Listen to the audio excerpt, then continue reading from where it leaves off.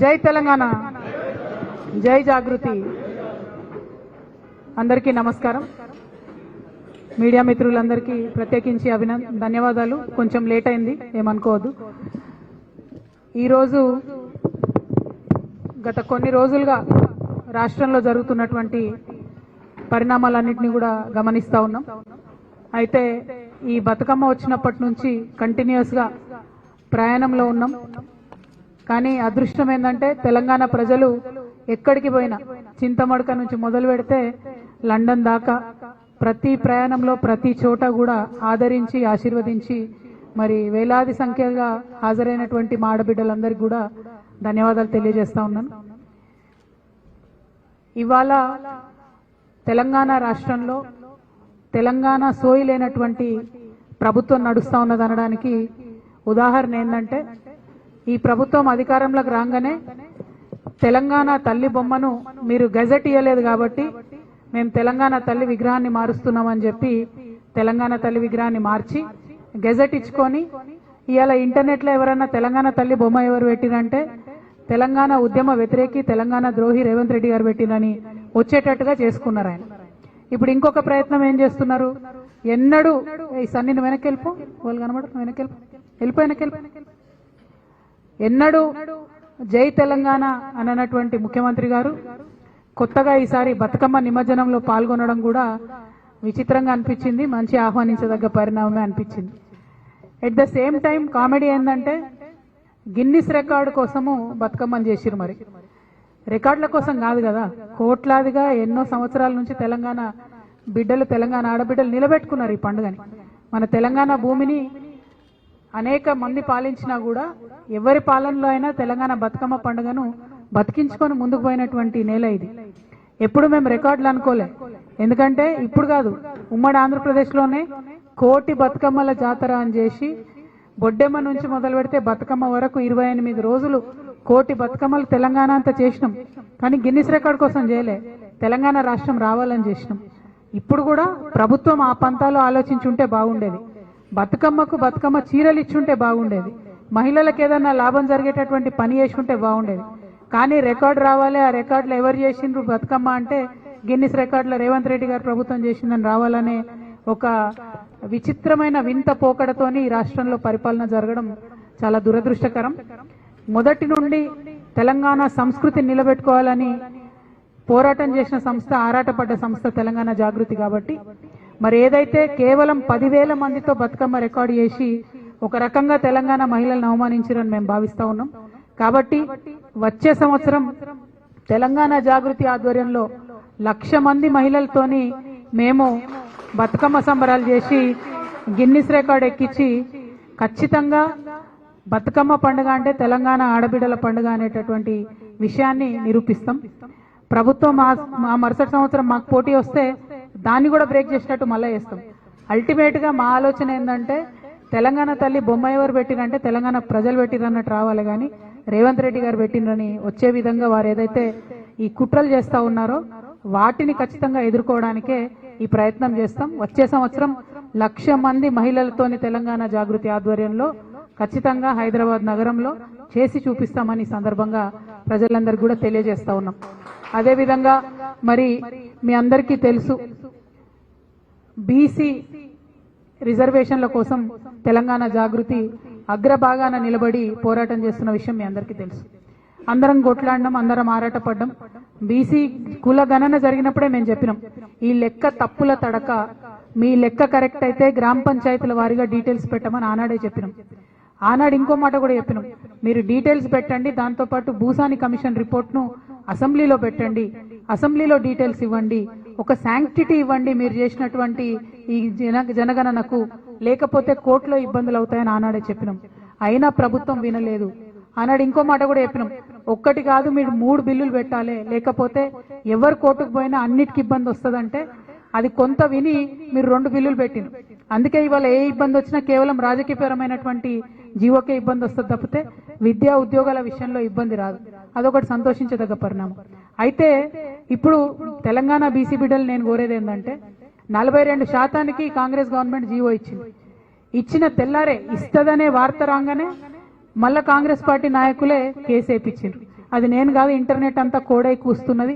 అనేక రకమైన సాక్ష్యాధారాలతో అనేక మంది కేసు వేసిన వ్యక్తులు రేవంత్ రెడ్డి గారి దగ్గర మనుషులని కూడా చెప్తున్నటువంటి సందర్భం కనబడుతున్నది. ఎట్ ద సేమ్ టైం వీళ్ళేమో వీళ్ళు ఇచ్చిన జీవోనే వీళ్ళు కేసులు వేస్తారు. బీజేపీ పార్టీ ఏమో ఏదైతే పరిష్కారం చేయాలో, ఏదైతే గవర్నర్ దగ్గర బిల్లు పాస్ చేయాలనో, ఆర్డినెన్స్ పాస్ చేయాలనో, ఏదైతే రాష్ట్రపతి దగ్గర బిల్లు పాస్ చేయాలనో ఆ పని చేయకుండా ప్రజాస్వామ్యాన్ని అపహాస్యం చేసేటట్టుగా నిన్న ఈటెల రాజేందర్ గారు కూర్చొని ఏం మాట్లాడతారు, మీరు ఎన్నికలకు పోకండి, డబ్బులు ఖర్చు పెట్టుకోకండి, ఎన్నికల రిజల్ట్స్ వస్తే కూడా మేము క్యాన్సిల్ చేపిస్తామని చెప్తాడు. ఈటెల రాజేందర్ బీజేపీ పార్టీ ఏమన్నా కోట అండి?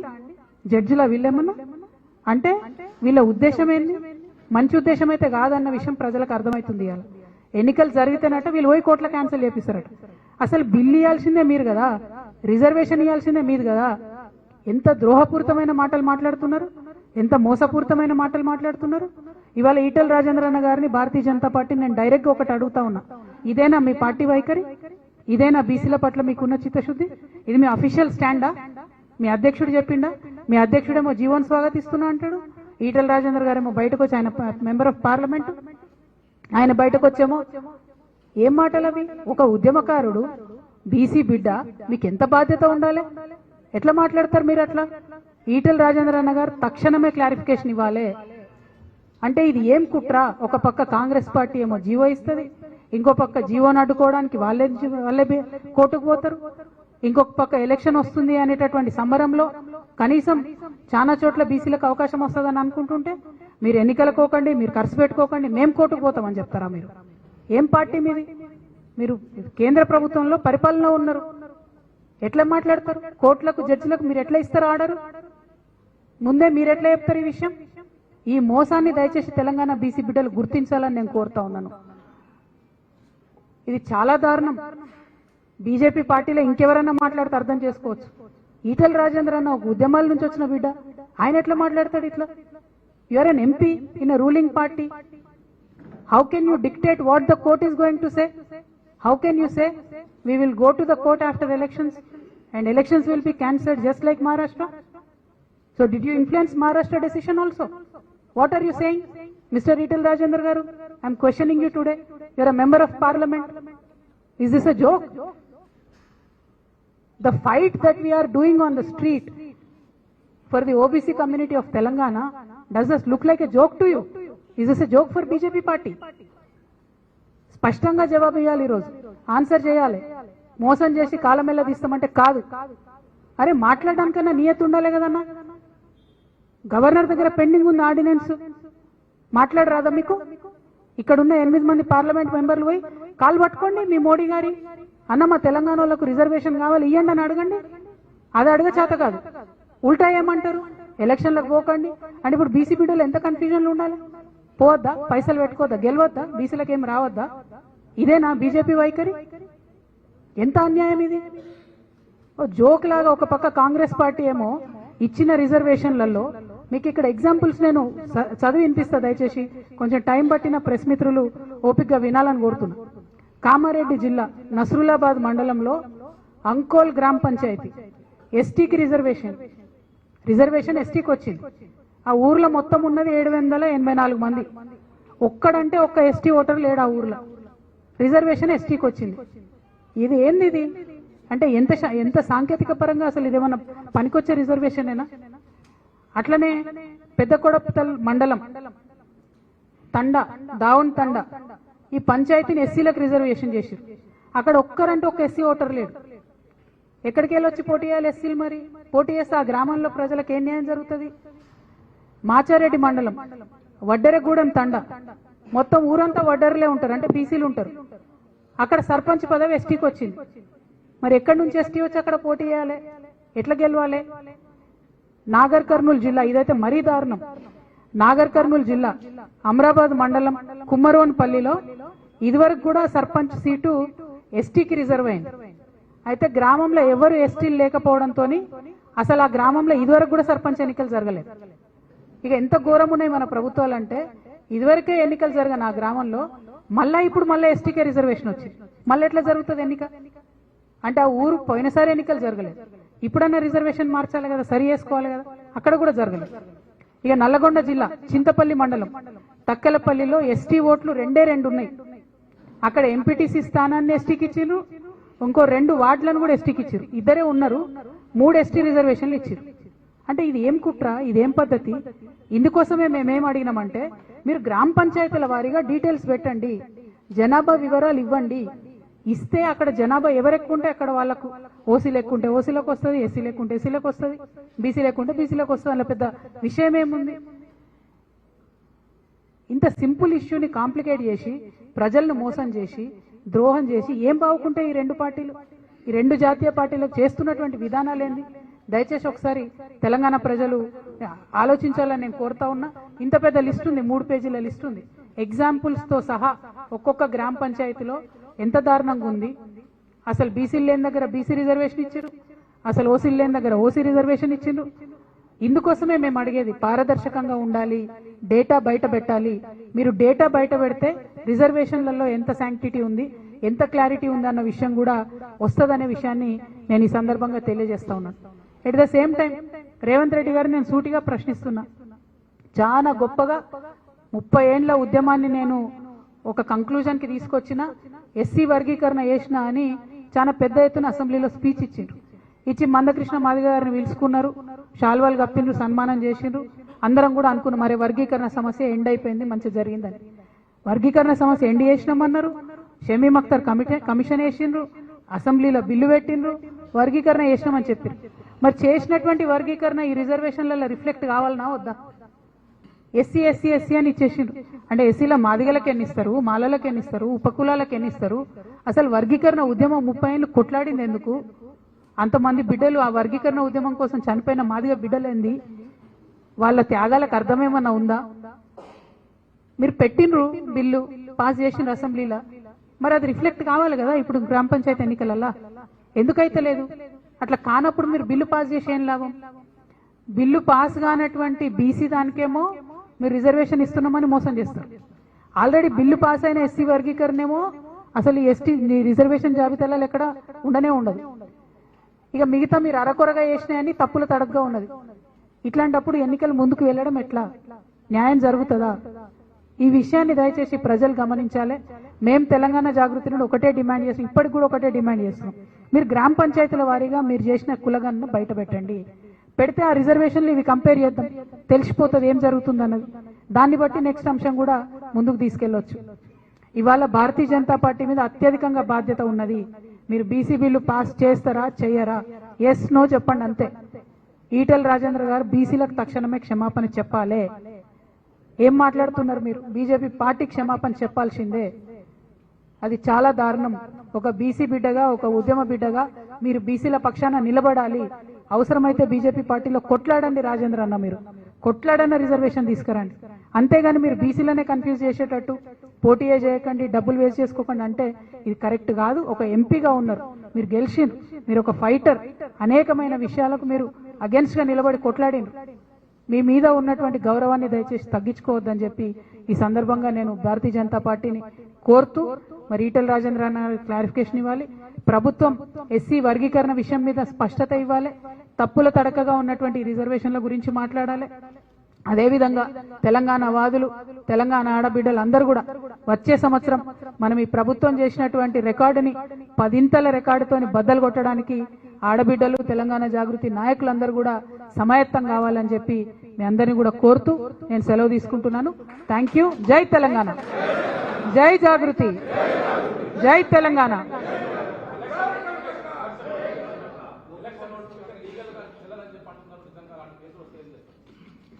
నేనేమంటున్నా అంటే ఎలక్షన్ నోటిఫికేషన్ ఇచ్చే ముందే ప్రభుత్వం దగ్గర మొత్తం వ్యవస్థ ఉన్నది, వాళ్ళు ఆలోచన చేసుకోవాలి ఇది నిలబడుతుందా నిలబడదా. ఎలక్షన్ కమిషన్ ఇచ్చింది నోటిఫికేషన్, ఇచ్చినాక కోర్టుకు వెళ్తున్నటువంటి వాళ్ళు ఉన్నారు. సో ఈ కన్ఫ్యూజన్ అంతా కూడా ఎందుకు? ప్రభుత్వానికి చిత్తశుద్ధి లేదు కాబట్టి, బీసీలకు రిజర్వేషన్ ఇచ్చే ఆలోచన కాంగ్రెస్ పార్టీకి లేదు కాబట్టి ఈ కన్ఫ్యూజన్ క్రియేట్ చేస్తున్నారు. మీకు నిజంగా క్లారిటీ ఉంటే ఇన్ని రోజులు ఆగిండ్రు, ఇంకో 2 నెలలు ఆగండి, ఇంకో 3 నెలలు ఆగండి, బీజేపీ ప్రభుత్వం మీద ఒత్తిడి తీసుకురండి, క్లియర్ గా ఆర్డినెన్స్ నో లేకపోతే రాష్ట్రపతి దగ్గర ఉన్నదో పాస్ చేపియండి. చేపించిన తర్వాత మీరు ముందుకెళ్ళొచ్చు కదా. ఇప్పుడు అర్జెంట్ గా ఎలక్షన్ పెట్టి ఇంత కన్ఫ్యూజన్ చేసుడు ఎందుకు? అంటే ఈ రిజర్వేషన్లు ఇచ్చిన పట్టిక మొత్తం కూడా డెఫినెట్ గా ఇందులో కాంగ్రెస్ పార్టీ కుట్ర ఉన్నది. వాళ్ళకి ఎక్కడ అడ్వాంటేజ్ ఉంటే ఏ కమ్యూనిటీకి ఇస్తే బెనిఫిట్ అనుకుంటే వాళ్ళు అట్లా ఇచ్చుకున్నారు. ఎందుకంటున్నాం మీ మాట ఈ విమర్శ ఎందుకు చేస్తున్నాం? ఎందుకంటే మీరు డేటా బయటికి ఇవ్వలేదు కాబట్టి చేస్తా ఉన్నాం. డేటా మీరు బయట పెట్టుంటే మిమ్మల్ని అనే అవకాశం మాకుండదు, ప్రజలకు ఉండదు, ఎవరికి ఉండదు. ఆ పారదర్శకత ఉండాలని చెప్పి మేము డిమాండ్ చేస్తా ఉన్నాం.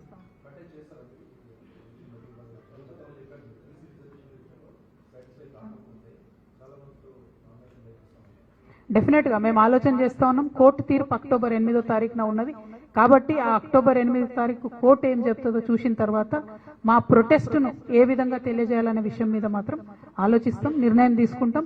ఊరుకోము, చూస్తూ ఊరుకోము. బీసీ బిడ్డలకు అన్యాయం జరుగుతుంటే 8th రోజు కోర్టు తీర్పున తర్వాత మా ఉద్యమ కార్యాచరణ ఏందన్నది రాష్ట్రంలో ఉండే ఇతర బీసీ సంఘాలందరితో కూడా మాట్లాడిన తర్వాత ప్రకటన చేస్తాం.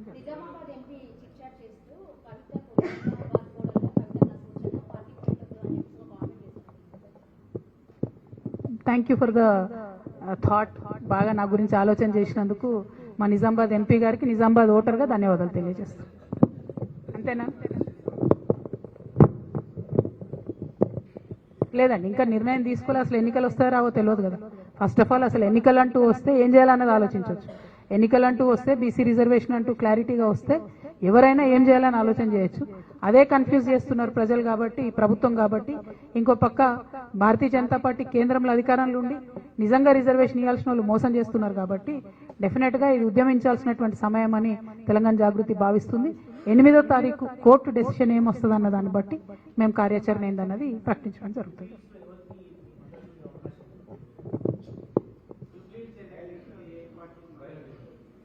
అది అన్ఫార్చునేట్లీ వచ్చిన ఒక ఎన్నిక.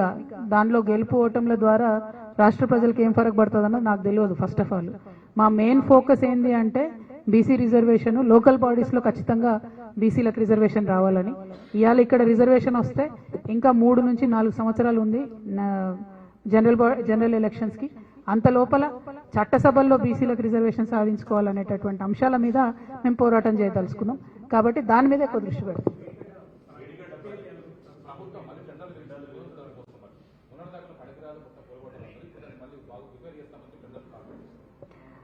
ఎన్డీఎస్ఏ రిపోర్ట్ ఇచ్చింది, దాని ఆధారంగా కాల్ఫర్ చేసినామని చెప్పి ప్రభుత్వం చెప్తూ రిపేర్ చేస్తుంది. ఇదే మాట తెలంగాణ వాదులందరం కూడా 2 ఏళ్ల నుంచి చెప్తున్నాం. ఈ 2 సంవత్సరాలలో మినిమం ప్రతి సీజన్లో 8 లక్షల ఎకరాలని ప్రభుత్వం ఎండబెట్టింది. ఆ ఉసురు ఉట్టిగా పోదు.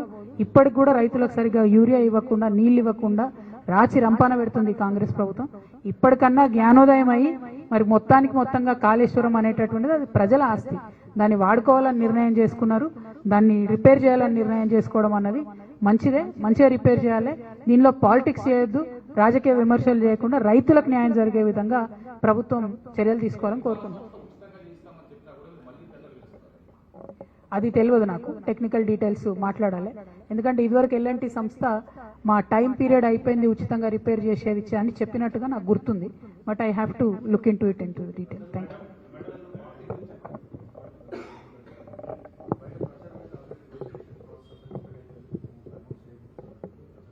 ओके, क्या है और क्या? सवाल है, आप ये लोकल बॉडी अनाउंस हो चुका है, आप लोकल बॉडी चुनाव में आपका क्या रोल होगा? क्योंकि आप एक अभी राजनीतिक पार्टी को नहीं कर रहे हैं, राजनीतिक मूवमेंट में जरूर हिस्सा ले रहे हैं, राजनीतिक रूप से एक्टिव है, लेकिन लोकल बॉडी चुनाव जो अनाउंस हो चुके हैं उसमें आपका क्या रोल रहेगा? देखिए, दोनों भी सेम सवाल है. मेरा तेलंगाना के जनता से भी यही रिक्वेस्ट है कि आज जो लोकल बॉडी का नोटिफिकेशन आया है इसके ऊपर एक गंभीरता के साथ किसी का सोच नहीं है. ना कांग्रेस पार्टी सोच रही है, ना बीजेपी पार्टी सोच रही है. यहाँ जो बीसी रिजर्वेशन का इश्यू है, जो मुद्दा हमने उठाया है, उसके ऊपर सीरियसनेस से जब ये 2 पार्टी सोचेंगे उसके बाद ये इलेक्शन का क्लैरिटी आएगा. क्योंकि इलेक्शन का एक तरफ नोटिफिकेशन आया, दूसरे तरफ अदालत में ये पार्टी केस डला रही है. और भारतीय जनता पार्टी आज ये बोल रही है कि अगर चुनाव खत्म होकर रिजल्ट भी आया तो भी चुनाव कैंसिल हो सकता है. तो एक तरीके से ये तो ब्लैकमेल हो गया भारतीय जनता पार्टी का, जो तेलंगाना आवाम के साथ ये कर रहे हैं. तो हम इन सारे चीजों को नजर में रखेंगे, उसके बाद डिसीजन लेंगे. क्योंकि अक्टूबर 8 के बाद जो डिसीजन पेंडिंग है, इंपॉर्टेंट डिसीजन, उसके बाद सोचेंगे क्या होगा.